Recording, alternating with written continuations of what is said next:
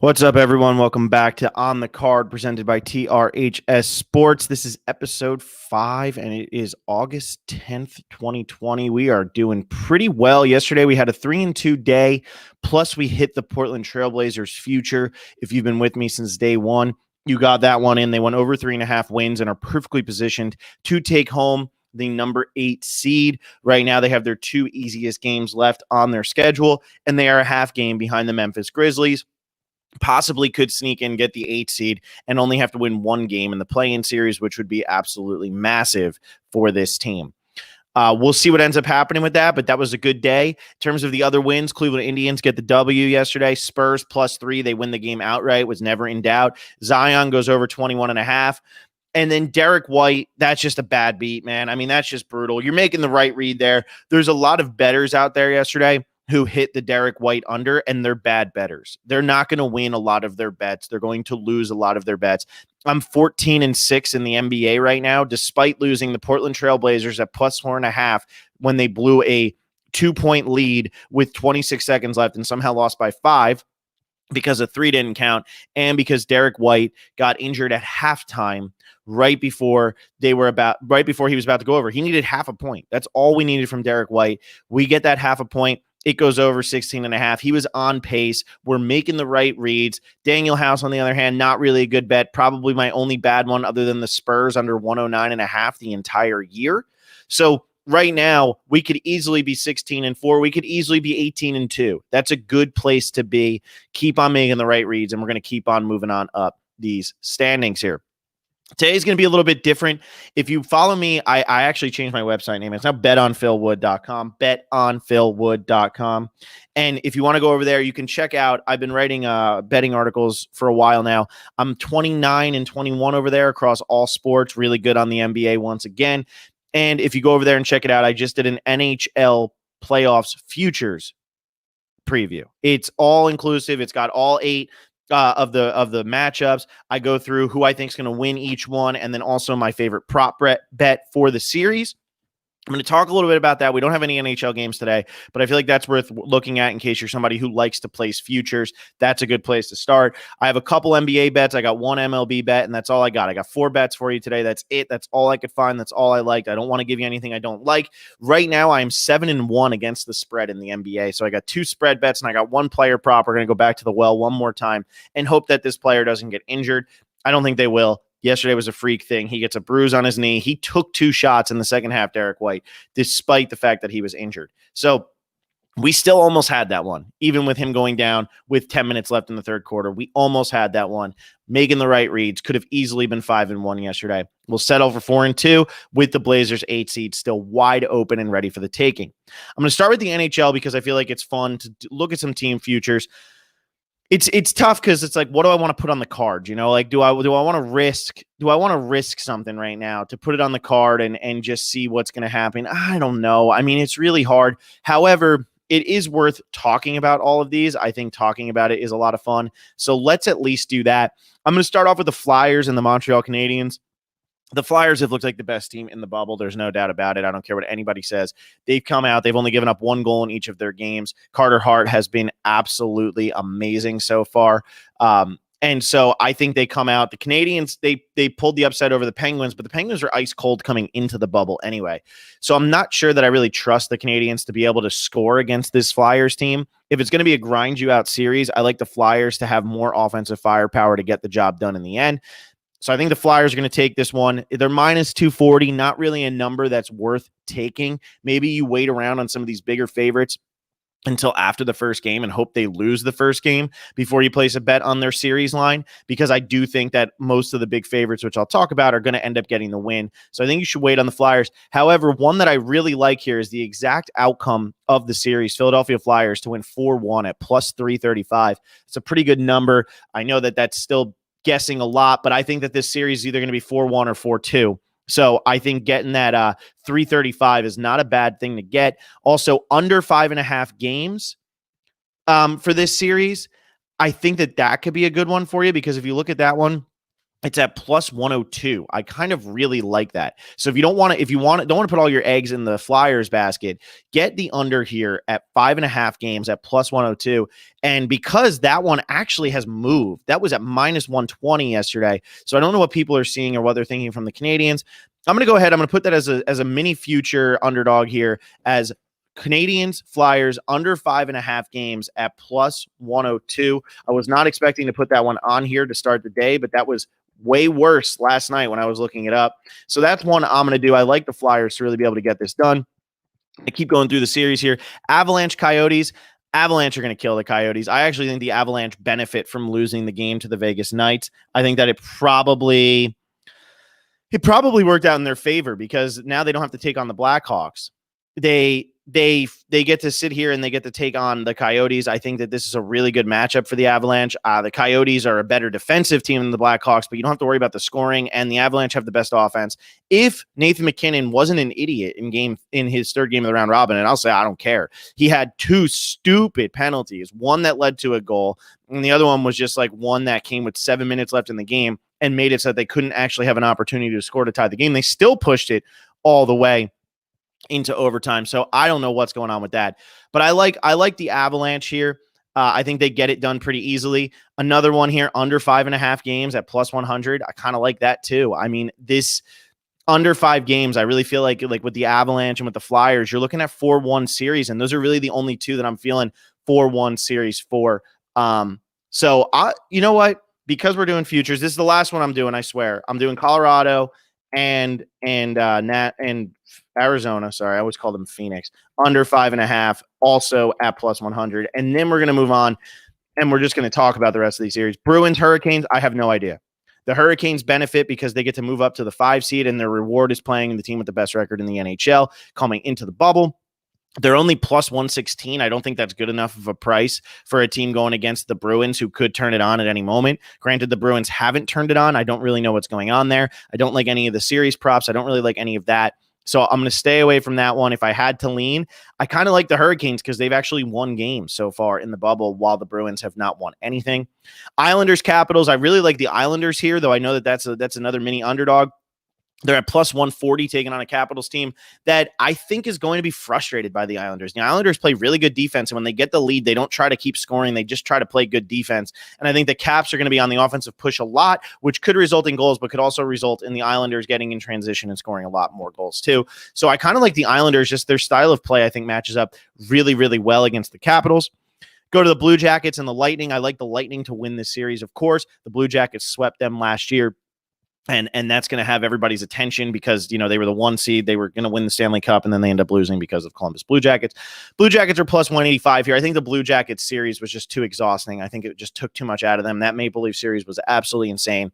And I think that that's ultimately going to hold them back when they go to take on the Lightning, who look much better, even though they did give up two goal leads during this, and they lost to the Flyers pretty handily. I still think they're going to be able to get it done against the Blue Jackets in a revenge series here.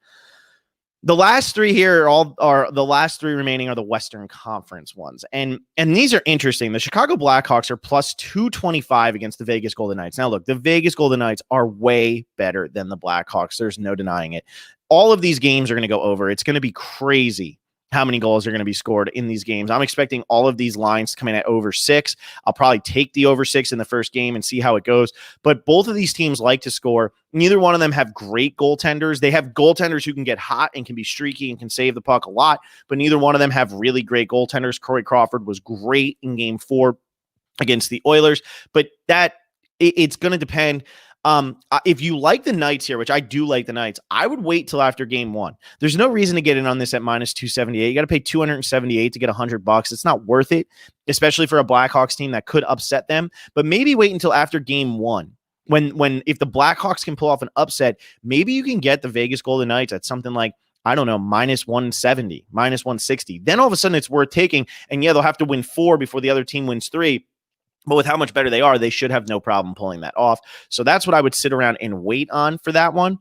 Calgary Flames taking on the Dallas Stars. This one has really small odds, but I actually think this one favors the Stars just because the Flames, to me, feel like the least dangerous of all the underdog teams. And maybe that's not right, but they played against a Winnipeg team whose goalie was atrocious. And I think that's how they were able to get through that series watching those games. So when I look at them playing against the Dallas Stars get the 3 seed, get to take on Calgary. I'm not really scared of Calgary. So these numbers aren't great. -118 for the Stars, +100 for Calgary. I don't really love either of them. What I do like in this one is the over 5.5 games. I think this one goes 6. I would be inclined to take Dallas at 4-2 if I was going to place a future bet on an exact outcome. I think that there's a good chance of that happening. So that's what I would take there. And then finally, the last series, the Vancouver Canucks at the St. Louis Blues. I feel like this is actually the hardest one to predict, which might shock some people. But the Blues are the defending Stanley Cup champions. They just lost every game in the bubble. That's a big deal. They just lost every game in the bubble. Meanwhile, the Canucks, they're battle tested. They earned that victory in that series against the Minnesota Wild. They looked really good in games 2 and 3. In game 4, they fall behind numerous times, and then they still somehow find a way to win it in overtime in 11 seconds. So I actually missed the goal because I was up taking a pee. And so the Canucks are +165. The Blues are -200. I kind of like the Canucks here. I think you're getting a good price, and I'm going to take a little bit of a risk here. And I'm actually, even though I said I wasn't going to, I'm going to put the Vancouver Canucks at +165 on my card because to me, it's worthwhile to take a look at a team like the Canucks, who are at +165. If you look at every team out here, the Canucks are getting the 1, 2, 3, 4, 5th worst odds, yet they're in a 5-4 matchup. That's interesting to me. 5-4 matchups are supposed to produce the 7th and 8th worst odds. They're not getting odds that are favorable to them. I know a lot of that has to do with who the St. Louis Blues are. However, the Vancouver Canucks have won a series and the St. Louis Blues haven't won a game. I think that could be very detrimental to that St. Louis Blues team. I'm going to take a little bit of a chance. I'm going to take the Canucks. So if you're looking for hockey futures, and this is more of just a fun thing for me at least, these are the 3 that I'm putting on the card. I got Philadelphia, Montreal under 5.5 at +102, Colorado, Arizona under 5.5 at +100, and Vancouver at +165. We'll see what ends up happening. Look, they're futures. They're a little bit tougher. I just know a lot of people are interested in futures. If you want even more about my previews for each of these series, go to betonphilwood.com. It's my latest article under sports betting, and you will see that I did an entire thing. I give you my favorite prop for the series, and I give you who I think is going to win the series. So make sure you go ahead and check that out.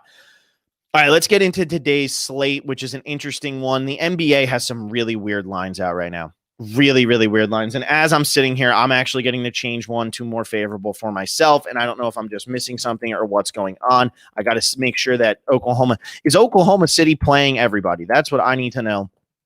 Oklahoma City roster. Because if they're playing everybody, this line is ridiculous. And it just keeps getting bigger and bigger and bigger and bigger. So I'm taking a look. That's the first game I'm going to look at here. And I know that they're coming off a back-to-back. They just played the Washington Wizards yesterday. I understand that. They don't have much to play for. However, they have enough to play for. They are still trying to get in as players. So Dylan Hattenbaugh, I'm sorry, I forget my question that I asked. Are they playing everybody or are they benching some people? Have they announced that they're benching some people? Because I can't figure out this line. But when I look at this, Oklahoma City's coming off a back-to-back. They just played the Wizards. They beat them pretty good. Easy game. Nobody's exhausted from playing that. So now they come back on the back-to-back. They're playing the red-hot Phoenix Suns and Devin Booker and DeAndre Ayton and all of them. However, they are 7-point underdogs. 7 points. 7. What am I missing? I understand that right now the Phoenix Suns are on fire. They are unbelievable right now. They are on a mission. But 7-point favorites over Oklahoma City? What am I missing? I don't understand what I'm missing. And therefore I'm looking up, I'm trying to find it. It keeps going up, which is what scares me, but I don't understand why it keeps going up. I haven't seen any news about anybody being out for the game. I think that everybody's playing. So Steven Adams is questionable, Nerlens Noel is questionable, and Dennis Schroeder is out. So what? So what? Oh my gosh, I don't get it. I am all over the Oklahoma City Thunder at +7, and I'm putting it on the card. Oh, Shea is out. Okay. Shea is out. I still like it. 7 points is still too much.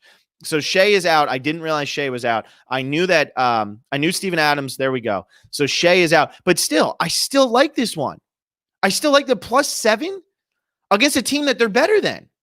I understand the Phoenix Suns are absolutely on fire right now, but if you turn around and you look at who the Phoenix Suns have beaten and how they've beaten them, it's been impressive, but they beat the Wizards by 13. Great. They beat the Mavericks by 2, the Clippers by 2, the Pacers by 15, the Miami Heat by 7. They've only covered 7 points in 2 games and then pushed it on 1. They're going to play this Thunder team, and it's going to be close. I don't know. I mean, even if the Thunder, and now Dylan's telling me, okay, Gallinari's out too. Okay, we're starting to add up here. We're starting to add up, and that's probably why this number just keeps moving. I'm taking them at +7. I'm doing it. I'm taking them at +7. I think it's look, even if the Thunder are sitting out most of their team, which it seems like is what was happening here, they still have Chris Paul. And I still think that they're able to cover 7 points against the Phoenix Suns. We just saw the Brooklyn Nets as 10-point dogs win the game. We saw them as 18.5-point underdogs win the game. I'm not necessarily saying the Thunder are going to win, but they have enough to play for, and they're going to have enough fresh legs out there that at 7 points, I saw this at 4.5. I got to take it at 7. I'm taking them, the Oklahoma City Thunder +7, and I'm putting it on the card. Have to do it. Absolutely have to do it. In that game, also, I'm going with Devin Booker over 26.5. Devin Booker has been great. So while I sit here and I say, hey, I'm going with the Thunder, I'm also going with Devin Booker. Devin Booker has been really, really great in the bubble. He's been one of the primary reasons, if not the reason, why they're still undefeated. He went for 27 against the Wizards, 30 against the Mavs, 35 against the Clippers, 35 against the Heat, and 20 against the Pacers. So the Pacers, the only game he went under 26.5. Against the Heat, he went 0 of 7 from 3 and still got 35 points. He shoots the ball about 20 times per game. Against the Pacers, he only shot the ball 12 times, but he also played his least minutes by far. I expect him to get a lot of minutes tonight, because even if they go up big on Oklahoma City, they cannot afford to lose the game to Oklahoma City. They need to win this game. They need to continue winning. And therefore, I really, really like Devin Booker over 26.5 points. Hopefully we don't have what happened yesterday with Derek White. Also hope Derek White is okay. Don't want this to happen to Devin Booker. But over 26.5 points, I'm really, really liking that one. We'll see what happens. Finally, my favorite bet of the day, the Denver Nuggets +5.5 against the Lakers. I love this bet. I think this bet is phenomenal. They can still get the 2 seed. The Denver Nuggets are in control of their own destiny to get the number 2 seed in the Western Conference. If they win the rest of their games, they get the 2 seed because they play the Clippers after this game.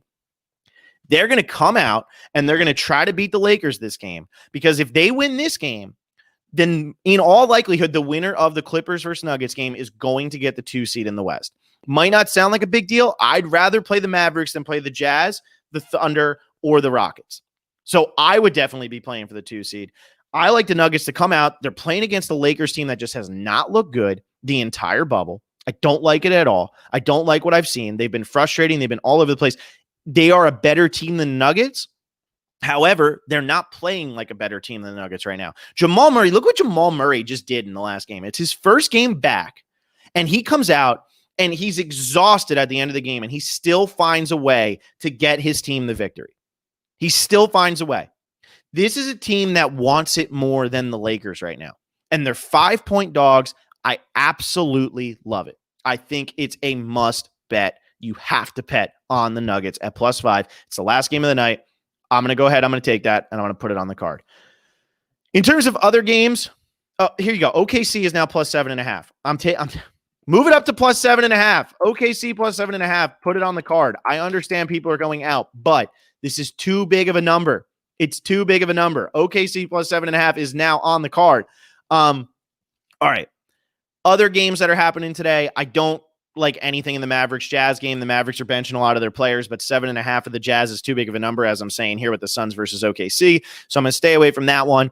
Pacers Heat, I have no idea. Heat are favored by 3.5. I don't like anything in it really at all. Another one that's interesting, Bucks favored by 6 over the Raptors. I'm going to go ahead and put the Raptors on the card here. The Raptors were 4-point dogs last night. So I don't understand. And again, maybe this is just me not being up to date on injury report. It is kind of tough because being out on the West Coast, I wake up and don't really get my news very quickly. But The Raptors at +6 here against a Bucks team that really hasn't been playing all that hard. I look, neither one of these teams is gonna be playing for all that much. They're the 1 and the 2 seed already, but I don't know. I just like the way this Raptors team has been playing better than I like the way that this Bucks team has been playing. I mean, you're catching 6 points, and you're the second best team maybe in the NBA right now. I got to go ahead and I got to put that one on the card. So there you go. We got Raptors +6, and we're putting it on the card. So here's what I got for the NBA. Nuggets +5.5, OKC +7.5, Booker over 26.5, Raptors +6. That OKC line is just going to keep moving, and I'm telling you, the Suns are the Cinderella team right now. They are the dream team. Everybody loves this. Everybody loves the Phoenix Suns. I'm rooting for the Phoenix Suns, and I have a +400 futures bet on the Portland Trailblazers to be the 8 seed, and I'm still rooting for the Phoenix Suns. How could you not? But +7.5, even if you're playing against backups, is just too many points in the NBA. We've seen it happen throughout this bubble. A team goes up by 18, and next thing you know, that lead is gone. It's absolutely gone, and I think that could happen here. We saw the Clippers backups beat the Trailblazers at the end of the game. They came back on them. I think that could happen here. A lot of these teams are playing loose. They got nothing to lose, so I really like the Oklahoma City Thunder at +7.5. Moving over to the MLB, I got one bet. That's it. I was looking at possibly two. I was looking at the Dodgers, Padres under 4.5 for the first 5 innings because Dustin May is starting and Garrett Richards is starting. However, both of these pitchers just pitched against the opposing team last week. So I don't really like this because of the familiarity. And in that game, in each of those, I think they both gave up at least 2 runs in their starts through the first 5 innings. So I'm not sure how I feel about this one. Both teams are going to be familiar with their pitchers, be familiar with their tendencies. It's going to take a lot for the pitchers to be able to get it past pretty good offenses right now. So I'm going to go ahead. I'm going to stay away from this one, but that was one I was looking at. I'd almost be more inclined now to take the over, knowing how recently they pitched against each other.